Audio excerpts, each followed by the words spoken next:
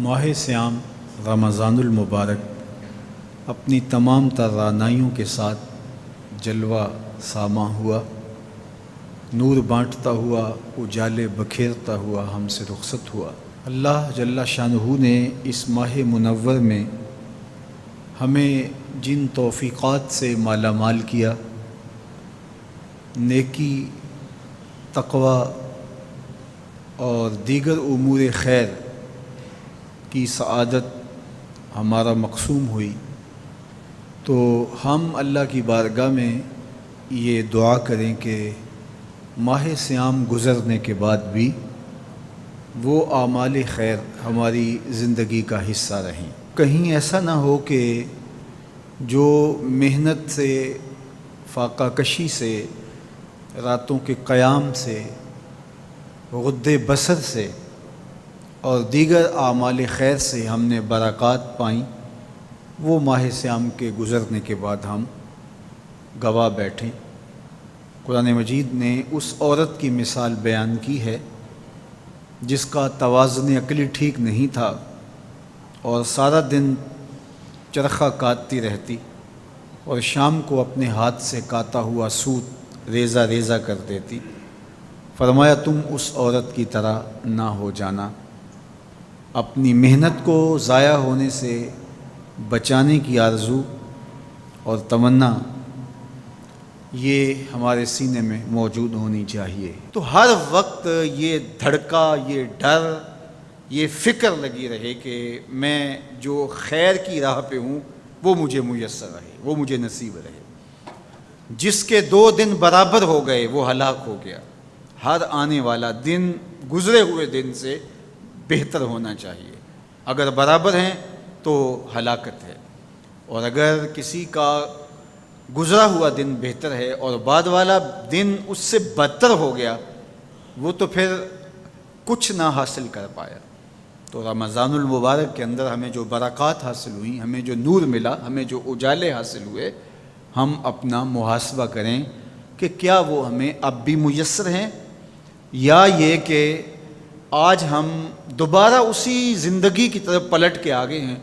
ماہ سیام میں جس زندگی کا نور ہمیں نصیب ہوا تھا، جو روشنیاں ملی تھیں، ہم بالکل ان کو کھو چکے ہیں، اور 29 شعبان کو ہم جہاں کھڑے تھے، 1 شوال کو بھی ہم وہیں کھڑے ہیں۔ تو پھر یہ بات سوچنے کی ہے۔ کوئی شخص کسی ڈاکٹر کے پاس جا کے علاج معالجہ کرواتا ہے اور وہ 1 مہینے یا 2 مہینہ تک اس کو دوا دیتا ہے، اور دوا کے بعد وہ کہتا ہے اب دوائی تم چھوڑ دو اس لیے کہ تم صحت یاب ہو چکے ہو۔ تو دوائی چھوڑنے کے بعد پھر دوبارہ وہ مرض لوٹ آتا ہے، عود کر آتا ہے، تو پھر اس کا مطلب یہ ہے کہ اس کو شفا نہیں ملی، اور پھر ڈاکٹر اس کو کہے کہ نہیں چلو 1 ماہ پھر دوائی لے لو، اور 1 ماہ دوائی استعمال کرنے کے بعد پھر دوبارہ وہ وہیں کھڑا ہوتا ہے، اور تیسرے ماہ، چوتھے ماہ، تو پھر وہ دوائی کارگر تو نہ ہوئی کہ جب تک دوائی آپ لیتے رہے تب تک تو بہتری رہی، اور جب دوائی چھوڑ دی تو پھر وہیں کے وہیں رہے۔ تو رمضان المبارک گویا ہمارے لیے اللہ کی رحمتوں کا ایک ماہ خاص ہے، اور اس میں ہم اپنے باطن کی تہذیب اور اندر کی بیماریوں کا علاج کرتے ہیں۔ اور جب ہم یہ 1 مہینے کا کورس کر چکے ہوں تو ہم اپنے آپ کو دیکھیں کہ ہم کہاں کھڑے ہیں۔ ہمیں کوئی فائدہ ہوا ہے فاقے کاٹنے سے، بھوک کاٹنے سے، راتوں کو قیام کرنے سے، اعتکاف میں وقت گزارنے سے؟ اور اگر کچھ بھی نہیں، جہاں ہم تھے وہیں ہم کھڑے ہیں، تو پھر ہمیں سوچنا چاہیے کہ ہم نے صحیح طرح سے دوا نہیں لی، یا پھر دوا ٹھیک نہیں تھی، اور یہ دوا بالکل ٹھیک ہے۔ ہمارے رب نے کہا لعلکم تتقون، اس کا لازمی نتیجہ یہ ہے کہ تمہیں اتقاء کا اجالا نصیب ہوگا، تمہیں نور ملے گا۔